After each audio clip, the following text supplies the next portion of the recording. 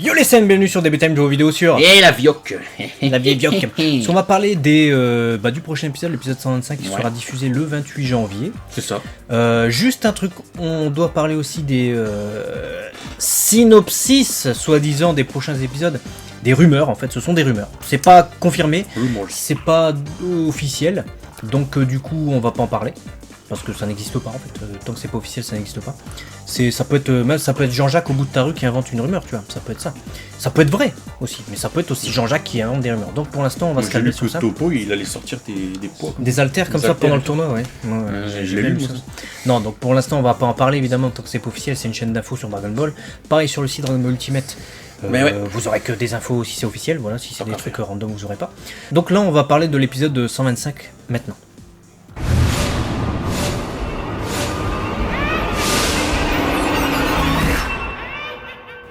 Épisode 125, donc, où Toppo prendra part au combat. D'ailleurs, on le voit dès les premières images de l'épisode avec numéro 17 qui balance une rafale de Kikora.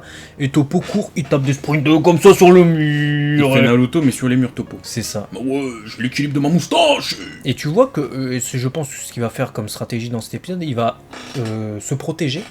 Et du coup se jeter dans la nuée de Kikora pour attaquer numéro 17. Il veut faire un plaquage de rugbyman. Parce que j'ai l'impression qu'en fait numéro 17 le tient à distance avec ça. Et du coup lui il fait bon vas-y tu combats à distance enfoiré. Et là justement il va se rapprocher. Parce que Toppo est fort au combat rapproché si vous avez pas remarqué. Il saisit les gens, il leur arrache le bras limite. Chabal. Donc Toppo il a besoin de combat rapproché parce que sinon il peut pas faire grand chose. C'est le Chabal de l'univers 11 ce gars. Donc je crois qu'il va faire... Il va foncer comme un fou. Soit il saute, soit il fonce, mais en tout cas il va faire le taureau. Ouais. Et Vegeta Goku ensuite dessiné par Yashima qui sera le superviseur de l'animation qui font face à Jiren. On a un plan pas trop mal où on voit les yeux de Goku, on voit aussi les yeux de Vegeta de l'autre côté qui affrontent du classique. Hein. Pour l'instant il n'y a pas de gros changements. Le storyboard c'est classique. Numéro 17 qui va apparemment être sous une pluie de Kikora de Justice Flash de Toppo. Justice Il va se protéger, mais j'ai l'impression qu'en fait numéro 7 va essayer de pousser Toppo hors de la surface de combat en se protégeant avec son bouclier. Parce que comme ça, il pourra pas être atteint par les attaques de Toppo. Et pendant ce temps-là, on voit Frieza qui fait des Death Beam, et j'ai l'impression qu'il tire dans le dos de Toppo, comme on le voit à un moment donné là. À un moment donné, on voit j'ai l'impression qu'il y a des coups qui atteignent le Toppo. Et je crois que Frieza lui tire dans le dos pendant que numéro 17 essaie de le pousser. Et après, on va voir avec les synopsis. Mais là, on voit Toppo torse nu d'un seul coup, ses vêtements déchirés. Et Frieza dégoûté, enfin, il se demande ce qui se passe. Et on a un Toppo bronzé, zébron. Toppo rouge. Toppo rouge qui d'ailleurs semble avoir été corrigé par Takeo Ide. Je sais pas, on verra dans l'épisode, c'est peut-être même un autre animateur qui a fait l'animation, c'est pas mal. En tout cas, on va vendre la moustache vibrante dans cet épisode.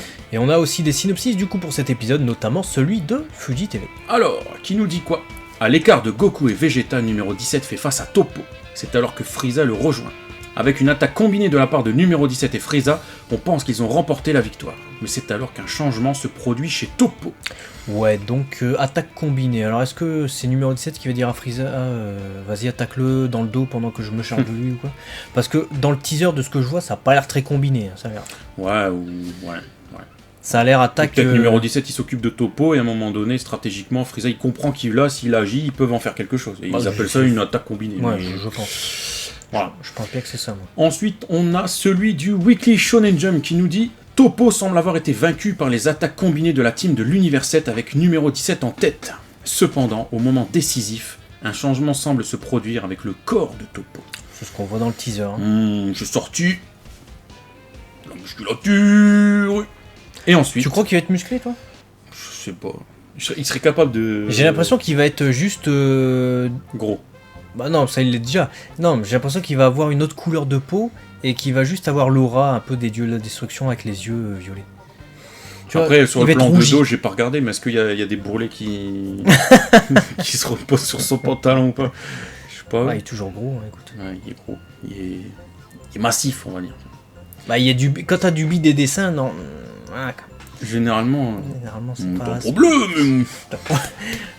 Et ensuite, il me semble qu'il y en a un autre qui était donc publié dans un magazine japonais.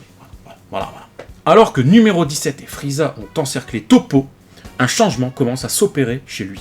Voilà. Alors là, quand on lit ce synopsis, on se dit ouais, ils vont l'encercler et tout. J'ai pas l'impression qu'ils vont l'encercler quoi que ce soit. Qu'est-ce que t'en penses? Bon, en tout cas, sur tous les synopsis, vous avez remarqué, on est sur un changement. Quelle est la nature de ce changement? On est dans les prédictions de Baba. On va parler de ça. La nature de ce changement, le titre de l'épisode d'ailleurs qui a changé. Et vous avez remarqué la petite animation qui a changé par rapport à la vidéo que vous avez juste au-dessus avec les titres et synopsis jusqu'au 126. Il fait dodo. Ouais, donc il fait magnifique. dodo. Il fait pas dodo, il se réveille là justement. Il se réveille, Toppo, magnifique.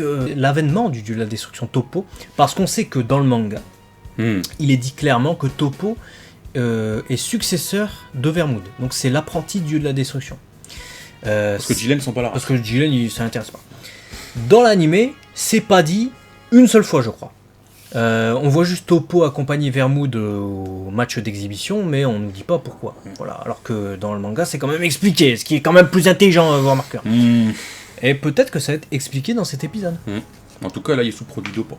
Là, même il est s'il dopé. explique, il est dopé. Tu crois que sa moustache va devenir violette? T'imagines, Tu elle crois se que c'est retourne et Est-ce tout, que tu comme crois que sa c'est moustache poils et tout, comme barbe Est-ce blanche que tu et crois tout. que ses poils pubiens deviennent Mais non. Tu sais, il y a une aura comme sa moustache violette et tout comme ça.